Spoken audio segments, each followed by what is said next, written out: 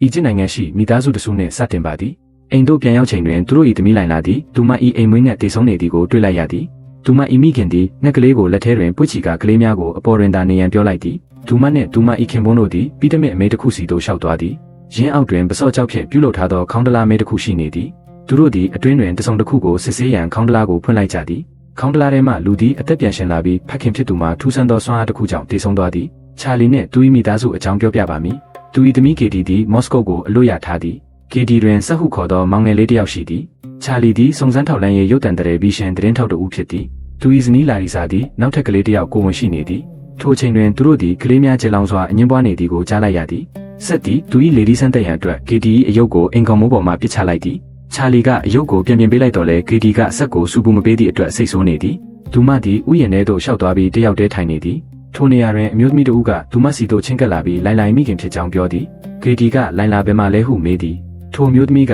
လိုင်လာနေမကောင်းဖြစ်နေကြောင်းပြောသည်ထိုမျိုးသမီးကကေတီကိုမော်လဲကွက်များပြသသည်အိမ်ထဲတွင်ချာလီကတကြားလုံးခွန်များပုံနေသည်ကိုသတိထားမိသည်ထိုမျိုးသမီးကကေတီကိုနောက်ထပ်တကြားလုံးတစ်လုံးပေးပြန်သည်သူမကရင်းနှင့်အတူနတ်တရင်တတိတစ်လုံးကိုလည်းပေးသည်ချာလီကဆက်ကိုဤတကြားလုံးများအကြောင်းမေးသည်ဆက်ကဥယျာဉ်ဆုံးတွင်သူငယ်ချင်းတစ်ယောက်ကသူမကိုပေးခြင်းဖြစ်ကြောင်းပြောသည်အမျိုးသမီးပေးသောနတ်တရင်တတိထဲမှပိုးကောင်တစ်ကောင်ထွက်လာပြီးကေတီဤဆက်ထဲသို့ဝင်သွားသည်ကေတီဆက်တင်ရဲ့အသက်ရှူကျက်လာသည်ချာလီဥယျာဉ်ထဲသို့ရောက်ချိန်တွင်ကေတီပျောက်ကွယ်သွားပြီဖြစ်သည်ချာလီသူမကိုရှာရန်ပြေးသွားတော့လေတဲမုန်တိုင်းကြီးကသူတို့စီသို့လဲချင်းရောက်ရှိလာသည်ချာလီကကေတီကိုခေါ်ဆောင်သွားသောအမျိုးသမီးကိုမြင်လိုက်ရသည်သူနောက်မှလိုက်သွားတော့လေမုန်တိုင်းကပြင်းထန်လာပြီးသူမျက်စိကိုရုတ်တရက်ကွယ်သွားစေကသူတို့နှစ်ဦးကိုလမ်းပြောက်သွားစေသည်ထိုမျိုးရဲဌာနတွင်ဒါလီယာမီရှိအရာရှိတဦးကိုမင်းအင်္ဂလိပ်စကားကောင်းကောင်းပြောတတ်တယ်မဟုတ်လားဟုမေးသည်သူမ၏အကြီးအကဲကသူမကိုရှေ့ဆောင်ခေါ်သွားပြီးမင်းလူပြောက်ဌာနမှာဝင်ကျင်နေဆိုရင်တခုတည်ထားဒီနေ့ထိငါရှာခဲ့တဲ့လူတွေထဲမှာအများစုကတည်နေပြီးသားပဲဟုပြောသည်ဒါလီယာသည်သူမ၏အကြီးအကဲကိုစားကေတီဤမိဘများနှင့်စကားပြောသည်ကေတီကိုခေါ်သွားသူသည်သူမကိုတကြားလုံးများပေးနေကြောင်းသူတို့ကပြောပြသည်သို့တော့ဒါလီယာ၏အကြီးအကဲကသူမကိုအီဂျစ်ဘာသာဖြင့်ကေတီမိဘများလိမ်နေခြင်းဖြစ်နိုင်ကြောင်းပြောသည်သူတို့ကကေတီကိုမတော်တဆသတ်မိပြီးဖုံးကွယ်ရန်စ조사နေခြင်းဖြစ်နိုင်သည်ဟုဆိုသည်သို့တော့ချာလီကသူတို့ဘာသာစကားကိုနားလည်သည်သူဒေါသထွက်ပြီးကျွန်တော်တို့ကိုယ်သမီးကိုပဲတခုခုလုပ်ခဲ့တယ်လို့ထင်နေတာလားဟုပြန်ဟောသည်ရှစ်နှစ်ကြာပြီးနောက်ချာလီမိသားစုသည်နယူးမက္ကဆီကိုတွင်နေထိုင်နေကြသည်သူတို့တွင်မော့အမီရှိတတိယမြောက်ကလေးရှိသည်သူတို့သည်လာရီဆိုင်မိခင်ကာမန်၏အိမ်တွင်တဲခိုနေကြသည်ညစာစားပွဲတွင်ဆက်ကသူ၏ဥရောပသို့အကြောင်းခီးစဉ်အကြောင်းပြောတော်လဲလာရီစာကလုံးဝညင်းဆိုသည်ဆက်ကအမေကကျွန်တော်ကိုလည်းတခုခုဖြစ်မှကြောက်နေတာပဲဒါပေမဲ့ကျွန်တော်ကေတီမဟုတ်ဘူးဟုပြောသည်ထိုချိန်တွင်အီဂျစ်နိုင်ငံ၌ကောင်လေးတစ်ယောက်သည်သူ၏ဆက်ပြီးကိုပြင်နေသည်လေရင်တဆင်းသည်သူ၏နောက်ဘက်တွင်ပြတ်ကျလာသည်သူအနီးသို့ရှောက်သွားပြီးလေရင်မှလုံးဝပျက်စီးသွားသည်ကိုတွေ့ရသည်အတွင်းရှိလူများမှတေဆုံးကုန်ကြသည်လူတစ်ယောက်သည်တစ်ပင်တွင်ခြေလွဲနေပြီးထိုနေရာတွင်ခေါင်းတလားမှမမတ်ရက်နေသည်ရှေးဟောင်းသူတေသနပညာရှင်မှလည်းလေရင်ပြတ်ကျပြီးနောက်ဤအရာမှာပျက်စီးခြင်းမရှိသည်ကိုအံ့အားသင့်နေသည်သူခေါင်းတလားကိုဖွင့်ကြည့်သည်အတွင်းတွင်မိန်းကလေးတစ်ယောက်၏အလောင်းရှိနေသည်သူမသည်ရုတ်တရက်အော်ဟစ်ကအသက်ရှင်လာသည်နယူးမက္ကဆီကိုတွင်ချာလီဖုန်းခေါ်ဆိုမှုတစ်ခုရရှိသည်အီဂျစ်နိုင်ငံမှဖြစ်ကြောင်းသိလိုက်ရသည့်အချိန်တွင်သူနှင့်သူ၏ဇနီးတို့သည်ကားဘေးသို့ဆင်းသွားပြီးသူတို့၏သမီးကေတီကိုရှာတွေ့ပြီဖြစ်ကြောင်းနှင့်သူမအသက်ရှင်နေကြောင်းသတင်းရရှိသည်ချာလီနှင့်လာရီစာတို့အီဂျစ်သို့ရောက်ရှိလာကြသည်ဆရာဝန်ကကေတီသည်အလင်းရောင်နှင့်အာဟာရပြတ်တောက်မှုကြောင့်အရေးပြားထိခိုက်မှုများပြင်းထန်စွာခံစားနေရကြောင်းပြောသည်သူမသည်စိတ်လှုပ်ရှားမှုလွန်ကဲပြီးထူးဆန်းသောလှုပ်ရှားမှုများကိုဖြစ်ပေါ်စေသည့်စိတ်ဖောက်ပြန်မှုအခြေအနေတွင်ရောက်နေသည်အီဂျစ်အာဏာပိုင်များကသူမကိုရှာတွေ့သည့်သတင်းကိုလက်ရှိတွင်သတင်းမီဒီယာများသို့ထုတ်ပြန်မည်မဟုတ်ပေထို့နောက်မိဘများကကေတီ၏အခြေအနေကိုမြင်လိုက်ရသည်သူမ၏မျက်နှာတွင်သူမဘာသာကုတ်ချစ်ထားသောဒဏ်ရာများရှိသည်သူမကိုလက်ခံစဉ်ကသူမသည်သူမ၏အရေးပြားကိုကိုယ်တိုင်ကုတ်ချစ်နေခဲ့သည်လာရီစာကသူမ၏နှလုံးခုန်တမ်းမှာအလွန်အားကောင်းနေသည်ကိုသတိထားမိသည်ဆရာဝန်ကသူမမှာရုပ်ပိုင်းဆိုင်ရာအရာတမန်ကြောင်းနှင့်အိမ်၏နှွေးထွေးမှုမှာသူမအတွက်အကောင်းဆုံးဖြစ်လိမ့်မည်ဟုပြောသည်သို့တော့ကေတီ၏လက်သည်တုန်ခါလာသည်ချာလီကသူမလက်ကိုကင်လိုက်တော်လဲကေတီကပြန်လေတင်းကျပ်စွာဆုပ်ကင်သည်သူမညှိတွားလာသည်ဤအရာအလုံးကိုကြည့်ပြီးလာရီစာပြင်သို့ထွက်သွားကငိုကြွေးသည်အရာရှိဒါလီယာလည်းထိုနေရာတွင်ရှိနေသည်သူမကချာလီကိုနှစ်ပေါင်း3000တက်တန်းရှိပစောကြောက်ခေါင်းတလား၏တပ်ပုံကိုပြသည်လေရင်ပြတ်ချက်ချိန်တွင်ကေတီကိုထိုခေါင်းတလားထဲတွင်ထည့်လေတည်ဆောင်လာခြင်းဖြစ်ကြောင်းသူမပြောသည်အီဂျစ်တွင်တစုံတစ်ခုသို့မဟုတ်တစုံတစ်ယောက်ကိုခေါင်းတလားထဲတွင်မှောင်ခိုတည်ခြင်းမှာစစ်ဆေးမှုမှရှောင်ရှားရန်အကောင်းဆုံးနည်းလမ်းဖြစ်သည်ချာလီကဒါလီယာကိုမှတ်မိသည်သူမသည်လွန်ခဲ့သော8နှစ်ကသူနှင့်စကားပြောခဲ့သည့်အရာရှိပင်ဖြစ်သည်ချာလီကသူ၏သမီးကိုတခုခုလုပ်ခဲ့သည်ဟုထင်ခဲ့သူဖြစ်သည်ဒါလီယာကထိုအရာမှာယခုအခါတည်ဆုံးသွားပြီဖြစ်သောသူမ၏အကြီးအကဲအရာရှိ၏အမြင့်တာဖြစ်ကြောင်းပြောသည်ချာလီနှင့်လာရီစာတို့သည်ကေတီကိုနယူးမက္ကဆီကိုသို့ပြန်ခေါ်လာကြသည်မိသားစုဝင်အခြားသူများမှာကေတီ၏အခြေအနေကြောင့်တုန်လှုပ်သွားသည်သူမကိုအပေါ်ထက်ရှိအခန်းသို့ခေါ်သွားသည်မော့ကအပေါ်တက်လာပြီးသူမကိုသူမမိတ်ဆက်သည် သူမ၏အဖွားကာမန်ကသူမဘေးတွင်ထိုင်ကာဆူတောင်းပေးသည်ထို့နောက် KD ထလာပြီးကာမန်ကိုကောင်းနှင့်တိုက်သည် KD သည်တစုံတစ်ယောက်၏ထိန်းချုပ်မှုအောက်တွင်ရောက်နေတဲ့ကဲ့သို့ထူးဆန်းသောလှုပ်ရှားမှုများကိုစတင်ပြုလုပ်သည်လာရီစာကသူမကိုငြိမ်သက်သွားစေရန်ဆေးထိုးပေးလိုက်သည်မျက်ဘက်တွင်မော့ကဆက်စီတို့လာပြီး KD ကြောင့်ကြောက်လန့်နေကြောင်းပြောသည်ချာလီကခေါင်းတလား၏တပ်ပုံများနှင့် KD ကိုပတ်ထားသောပတ်တီးစများကိုစစ်ဆေးသည်လာရီစာက KD နှင့်အတူအပေါ်ထက်တွင်ရှိနေတော့လေရုတ်တရက်မော့ကအပေါ်မှထုတံများကိုကြားလိုက်ရသည်သူမကစက်ကိုနိုးပြီးထူးဆန်းသောအတန်များကြားနေရကြောင်းပြောသည်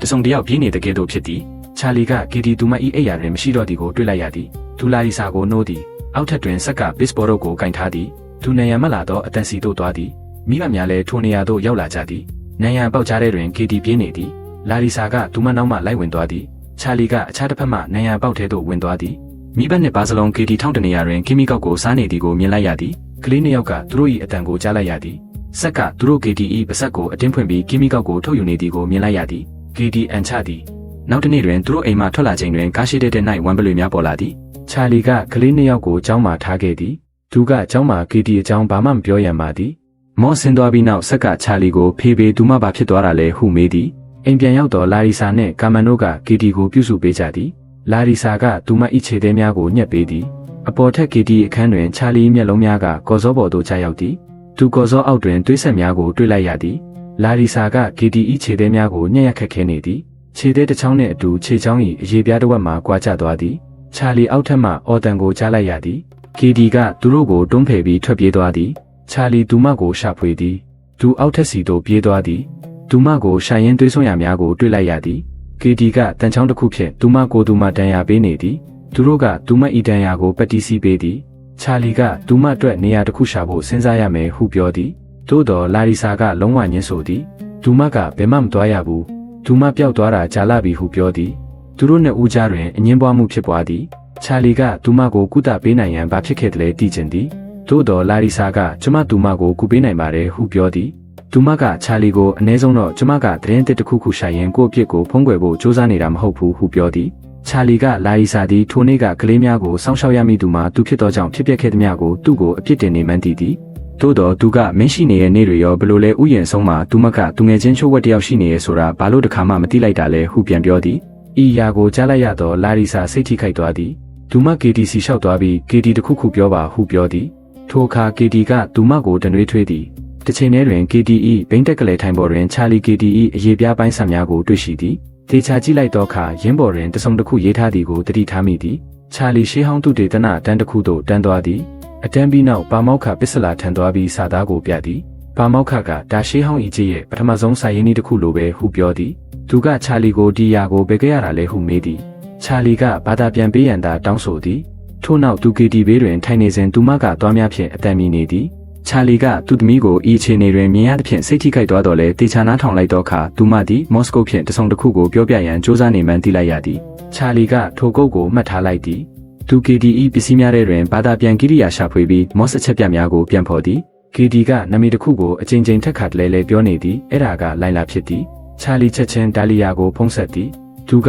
KD ကနမီတစ်ခုပေးတယ်ဒါပေမဲ့အီဂျစ်နိုင်ငံလုံးမှာလိုင်လာတွေအများကြီးရှိမှာပေါ့ဟုပြောသည်ဒါလီယာက KD မပြောက်ဆုံးမီတို့မဟုတ်ပျောက်ဆုံးပြီးနောက်တွင်မိသည့်လိုင်လာမဆိုသူတို့မဟုတ်သူ၏မိသားစုကိုဆက်သွယ်ရန်စူးစမ်းခဲ့သလားစစ်ဆေးရန်ပြောသည်ထို့ကြောင့်ချာလီ KD ပျောက်ဆုံးပြီးနောက်သူ၏မိသားစုရရှိသောစာအလုံးကိုစစ်ဆေးသည်တစ်ချိန်တည်းတွင်ကြောက်လန့်နေသောမော့သည်ရေချိုးကန်းသို့သွားတော့လဲပြန်လာချိန်တွင် KD အခန်းထဲမှတချင်းဆိုတန်ကိုကြားရသည်မော့က KD ဒါနင်လားဟုမေးသည် KD ကဟုတ်တယ်ငါခုစကားပြောတတ်ပြီဟုပြောသည်သူမကမော့ကိုဒီအကြောင်းအမေကိုမပြောရန်ပါသည်သူမကအရင်ဆုံးငါနဲ့စကားပြောတာလေ့ကျင့်ခြင်းနဲ့ဟုပြောကတကားအောင်မှမော့ကီခြေပွားကိုရှာဖြင့်လျက်သည်မော့ပြေးရန်စူးစမ်းတော့လဲ KD ကတကားချတစ်ဖက်မှနေ၍ဂါထာများရွတ်ဆိုကမော့ကိုလေထဲသို့မြောက်လိုက်သည်ချာလီကအခြားစာများထဲတွင်ထိုတကြားလုံးပုံပါသောစာတစ်စောင်ကိုတွေ့ရှိသည်ထိုစာကိုလိုင်လာခါလီအမိရှိသူတို့ကပေးပို့ခြင်းဖြစ်သည်ဒါလီယာကရင်းကိုတေကနာရအလဲတွင်တိဆောက်ထားသောစာတိုက်တစ်ခုအထိခြေရခံသည်လေရင်မှာအီရိယာနီးတွင်ပြတ်ကျခဲ့ခြင်းဖြစ်သည်မြေပုံပေါ်တွင်နတ်တရင်ချံတစ်ခုကိုတွေ့ရှိသည်ရင်းကိုမြင်လိုက်ရသောဒါလီယာသည်ကလေးကိုပြန်ပေးဆွဲသည့်နေ့ကဥယျာဉ်ထဲတွင်နတ်တရင်သည့်တစ်လုံးရှိနေသည်ကိုတတိယသည်ဘာမောက္ခကချာလီကိုဤရာများသည်အခမ်းအနားဆိုင်ရာပတ်တီးစီများဖြစ်ကြောင်းပြောသည်နာစမယာနီယန်ဟူသောစကားလုံးတစ်လုံးကိုအချိန်ချင်းထက်ခါတလဲပြောနေသည်ဘာမောက္ခကသူ့ကိုရှေးဟောင်းအီဂျစ်နတ်ဆိုးပညာဟောပြောချက်တစ်ခု၏အတန်သွင်းကိုဖွင့်ပြသည်ထိုဟောပြောချက်တွင်နာစမယာနီယန်သည်မိသားစုများနှင့်လူမှုအတိုင်းဝိုင်းကိုဖျက်ဆီးသောရှေးဟောင်းနတ်ဆိုးဖြစ်ကြောင်းရှင်းပြသည်ယင်းမှာထိုခေတ်ကနတ်ဆိုးဖြစ်တော်လဲ BC 2000ခန့်တွင်ယင်း၏လွှမ်းမိုးမှုလျော့ကျသွားသည် နာစမယာနီယန်ကိုရှေးဟောင်းထုံးတမ်းတစ်ခုဖြင့်ချုံနှောင်ခဲ့သည်သို့တော်ယခုအခါဤရှေးဟောင်းနတ်ဆိုးကိုကာကွယ်ထားသောပတိစီများပြေလျော့သွားပြီဖြစ်သည် KDE ထိန်းချုပ်မှုအောက်ရောက်နေသောမော့ကသူမဤဆရာမော့ကိုကျွတ်မျက်နှာနှင့်မိမဟုခေါ်သည်တစ်ချိန်တည်းတွင်ဒါလီယာခြံသို့ရောက်ရှိသည်တကားပိတ်ထားသောလိုင်းလိုက်အိမ်မှာထိုနေရာတွင်ရှိသည်ဒါလီယာနောက်တကားမှတဆင့်ဝင်သွားသည်သူမအိမ်ထဲတွင်ပြီးတမစ်အမေတစ်ခုကိုတွေ့သည်ရင်းနှီးတွင်ချို့ဝက်လမ်းကြောင်းတစ်ခုစီသို့ဥတီသောကွင်းဆက်တစ်ခုရှိသည်လမ်းကြောင်းမှာခေါင်းတလားကိုတင်ဆေးထားသည့်နေရာသို့ပွင့်သွားသည်ဒါလီယာအပေါ်ထက်သို့ပြန်တက်ချိန်တွင်လိုင်းလိုက်မိခင်ရောက်လာသည်သူမကတိုက်ခိုက်သဖြင့်ဒါလီယာပစ်ခတ်လိုက်ရသည်ဒါလီယာကသူမကိုမင်းကေတီကိုဘာလုပ်လိုက်တာလဲဟုမေးသည်အပြင်ဘက်မှဤအရာအလုံးကိုမြင်လိုက်ရသောမင်းကလေးတစ်ယောက်ပြေးသွားသည်ဒါလီယာသူမနောက်မှလိုက်သွားသည်ထိုမင်းကလေးကတနေရာရာတွင်တူးနေသည်ဒါလီယာသူမကိုလက်မြောက်ထားရန်အမိန့်ပေးသည်မင်းကလေးကမြေကြီးထဲမှတစ်တာတစ်လုံးဆွဲထုတ်ပြီးဒါလီယာရှေ့တွင်ချထားပေးသည်ဤမင်းကလေးမှာလိုင်လာခါလီဖြစ်သည်တစ်တာထဲတွင် KT နာမည်ပါသောဗီဒီယိုတိတ်ခွေတစ်ခုရှိသည်အိမ်တွင်ကာမန်ဒီ KT အနီးတွင်ထပ်မံရဲဆူတောင်းနေသည်မော့ကကျွတ်မျက်နှာနှင့်မိမဟူသောစကားလုံးကိုထက်ခါတလဲလဲပြောနေသည်ချာလီကငါတို့ဒီအကြောင်းလာရီစာကိုမပြောရဘူးဟုပြောသည်သို့တော်ထိုချိန်တွင်လာရီစာသည်လိုင်လာဤစာကိုတွေ့သွားသည်အပေါ်ထက်တွင် KT ကကာမန်ကိုတိုက်ခိုက်သည်ကာမန်လည်းအခန်းထဲမှထွက်မရနိုင်တော့ပေ KT ထိတ်လန့်ဖွယ်ရဲမောသည်ကာမန်၏လက်ဝါးကတိုင်နဲ့ဆွဲမှပြန်တက်သွားပြီးသူမ၏လေပင်ကိုညှက်ထားသည်ရင်းကသူမကိုလေထဲသို့ဆွဲမြောက်လိုက်သည် KT သူမကိုပြတ်တင်းပေါက်မှချာလီကားပေါ်သို့ပစ်ချလိုက်သည်မော့ကထိုရာအလုံးကိုကြည့်ရင်ရဲမောနေသည်ဝမ်ပလွေများရောက်လာပြီးကာမန်ကိုအရှင်လက်လက်စားပစ်လိုက်သည်ခြားတစ်ဖက်တွင်ဒါလီယာဗီဒီယိုတိတ်ကိုဖွင့်ကြည့်သည်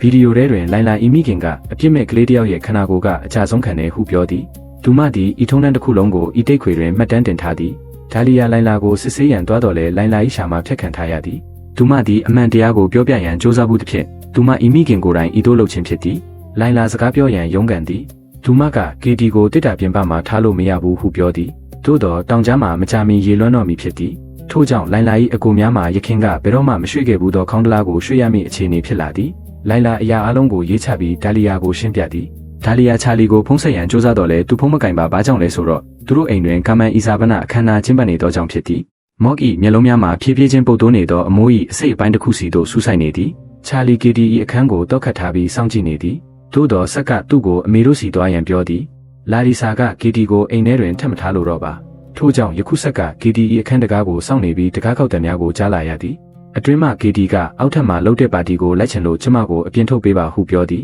ဆက်ကြောက်လန့်သွားပြီးသူ၏အခန်းသို့သွားကတချင်းဖွင့်သည်သို့တော်သူ၏နှကြက်မှတဆင့်ပင် KT၏အတန်ကိုကြားနေရသည် KT ကအပေါ်ရှိအမိုးကိုဖျက်ဆီးပြီးတွားထွက်လာသည်မော့ကတွားပြီးကာမန်၏တွားတူများကိုသူမ၏ပစက်မှဆွဲထုတ်သည်သူမကတွားတူများကိုသူမကိုယ်တိုင်တက်လိုက်သည်သူမကလူတစ်ယောက်ကိုထိုတွားတူများနှင့်တိုက်ခိုက်သည်ချာလီသူမကိုဖမ်းလိုက်ပြီး KT ကကာမန်၏ခေါင်းတလားထဲသို့တက်သွားသည်လာရီစာကသူမကိုဆွဲထုတ်ရန်စ조사သည် KT ကချမ်းပြင်ပေါ်ရှိကာမန်၏သွေးများကိုရှာဖြင့်လျက်သည်ညဘက်အချိန်၌ချာလီက KT ကိုဘိန်းတက်ကလေးထိုင်တွင်ကျိုးဖြင့်ချီထားသည်သို့တော်ယခုအချိန်တွင်ဆက်လဲသူမ၏ထိန်းချုပ်မှုအောက်ရောက်သွားပြီဖြစ်သည်လာရီစာကမိသားစုကိုဘေးကင်းရာသို့ခေါ်ဆောင်သွားရန်ပစ္စည်းများသိမ်းနေသည်သို့တော်ထိုအချိန်တွင်တကားပဲမိလာပြီး KT သူမ၏ဘိန်းတက်ကလေးထိုင်ကိုလေထဲသို့ခုန်ပြန်စေသည်ဒါလီယာရောက်လာပြီးချာလီနှင့်လာရီစာတို့အတွက်တိတ်ခွေကိုဖွင့်ပြသည်ဗီဒီယိုထဲတွင်ထိုမျိုးသမီးက ED မှာ82ကြိမ်မြောက်မမီပြုလုပ်ခြင်းထုံးတမ်းဖြစ်ကြောင်းပြောနေသည်ဤထုံးတမ်းမှာနာဇမာယာနီယန်ထံမှသူတို့မိသားစုကိုကာကွယ်ရန်လှုံ့ဆော်သောရှေးဟောင်းမိသားစုအခွင့်အရေးဖြစ်သည်အချိန်ခါလိုက်သူတို့သည်ဤနက်ဆိုးကိုအသစ်ပြင်ဆင်ထားသောခန္ဓာကိုယ်စီသို့ပြောင်းရွှေ့ရသည်နက်ဆိုးသည်မိသည့်လူသားတွေမဆိုဝင်ပူးနိုင်တော့လဲအပြစ်မဲ့ကလေးတစ်ယောက်၏ခန္ဓာကိုယ်မှာအကြဆုံးခံသည်ထို့ကြောင့်ဤတစ်ချိန်တွင် KT ဤခန္ဓာကိုယ်ရဲ့သို့ပြောင်းရွှေ့လိုက်ခြင်းဖြစ်သည်ချာလီနှင့်လာရီစာတို့သည်သူတို့၏အပြစ်မဲ့သမီးလေးအတွက်ဖြစ်ပျက်နေသည်များကိုမြင်တွေ့လိုက်ရသည်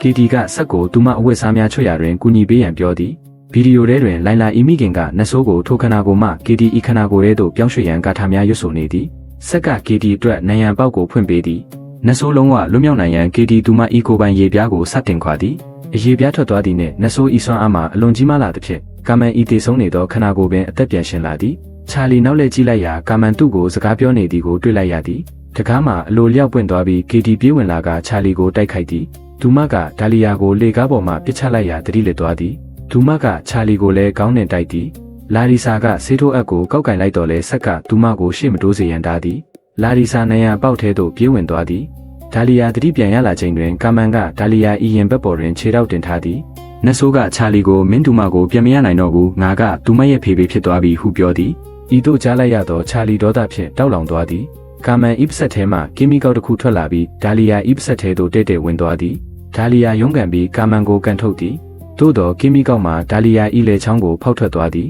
ဒါလီယာသူမဤလက်ကိုပဆက်ထဲထိုးထည့်ကရင်းကိုဆွဲထုတ်လိုက်သည်တစ်ချိန်တည်းတွင်လာရီစာကစက်ကိုဆေးထိုးလိုက်ပြီးတတိမေသွားစေသည်ချာလီကဒါလီယာကိုကာထာကိုမှတ်မိသေးလားဟုမေးသည်သူတို့ကဂေဒီကိုတကား၏အခြားတစ်ဖက်သို့တွန်းပို့လိုက်သည်တကားမှပွင့်ထွက်သွားပြီးဂေဒီကချာလီစီတို့ခုံအုပ်သည်ဒါလီယာသူမဤလက်ဖြင့်လက်ချောင်းပေါက်ကိုပိတ်ဆို့ကကာထာကိုရွတ်ဆိုသည်ကာထာမှာထိရောက်မှုရှိပြီးဂေဒီငြိမ်သက်သွားသည်ချာလီသူမကိုဖိထားလိုက်သည်ထိုချိန်တွင်လာရီစာနရပေါက်ထဲမှထွက်လာသည်ချာလီကကျွန်တော်တောင်းပန်ပါတယ်ဟုပြောသည်နတ်ဆိုးမှာဂေဒီထံမှချာလီထံသို့ပြောင်းရွှေ့သွားသည်ချာလီတီးမေသွားသည်မိနစ်အနည်းငယ်ကြာတွင်ဂေဒီနိုးလာသည်အချိန်တန်ကြာပြီးနောက်ဂေဒီသူမဤဖက်ခင်နှင့်မော်စကိုဖြင့်စကားပြောသည်သူမကသူတို့ကိုချစ်ကြောင်းပြောသည်မောင်နှမ3ယောက်စလုံးပုံမှန်တိုင်းပြန်ဖြစ်သွားသည်သို့တော်ဒီနေ့တွင်ဒါလီယာသည်လာရီစာထံမှဖုန်းခေါ်ဆိုမှုတစ်ခုရရှိသည်လိုင်လာအီမိခင်ပိတ်လောင်ခံထားရသည့်ထောင်ကန်းသို့လာရီစာကအလုသမားပုံစံဖြင့်ဝင်လာပြီးသူမကိုဆေးထိုးပေးသည်သူမကကျမရဲ့ဂေဒီကမင်းလေးကွက်တစ်ခုကြည့်ချင်လားလို့သိချင်နေတယ်ဟုပြောသည်ထိုအချိန်တွင်ဒါလီယာချာလီကိုခေါ်လာသည်သူတို့တကားကိုပိတ်လိုက်ပြီးချာလီအတွင်းရှိနတ်ဆိုးကိုလိုင်လာအီမိခင်ထံသို့ပြောင်းရွှေ့လိုက်သည်ထို့သောဖြင့်ဤနေရာတွင်အဆုံးသတ်သွားပါသည်